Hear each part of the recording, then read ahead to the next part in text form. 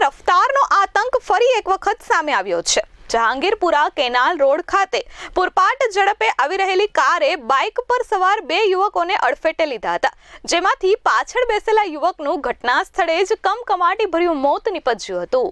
મળતી માહિતી મુજબ મૂળ રાજસ્થાન અને હાલ સુરતના પાંડેસરા વિસ્તારમાં આવેલા કૈલાશનગરમાં 40 વર્ષીય કાલુરામ ઉદયરામ સુથાર પરિવાર સાથે રહેતો હતો અને ફર્નિચરનું કામ કરી ગુજરાન ચલાવતો હતો। ગઈકાલે કાલુરામ તેના સાથીદાર મનોહરલાલ નારાયણલાલ સુથાર સાથે ફર્નિચરના કામ અર્થે બીઆર પાર્ક સોસાયટીમાં જઈ રહ્યો હતો। મનોહરલાલ બાઇક ચલાવી રહ્યો હતો અને કાલુરામ પાછળ બેઠો હતો।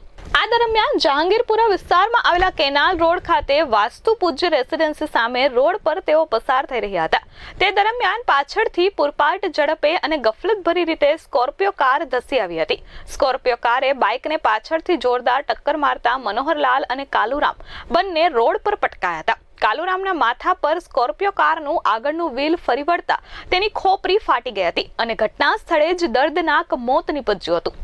બાઇક ચાલક મનોહરલાલને હાથ, પગ અને સહિત શરીરના અન્ય ભાગો પર ઈજાઓ પહોંચી હતી। અકસ્માતને પગલે આસપાસથી લોકો પણ દોડી આવ્યા હતા અને તાત્કાલિક 108 એમ્બ્યુલન્સને જાણ કરવામાં આવી હતી। આ દરમિયાન અકસ્માતની ઘટના ત્યાં લાગેલા સીસીટીવી કેમેરામાં કેદ થઈ ગઈ છે।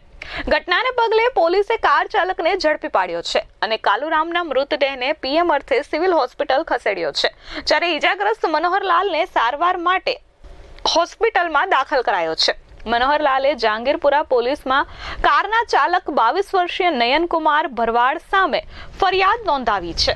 અકસ્માતની સમગ્ર ઘટના સીસીટીવી કેમેરામાં કેદ થઈ ગઈ છે, જેના આધારે જહાંગીરપુરા પોલીસે કારના ચાલક નયનકુમારની અટકાયત કરી વધુ તપાસ હાથ ધરી છે।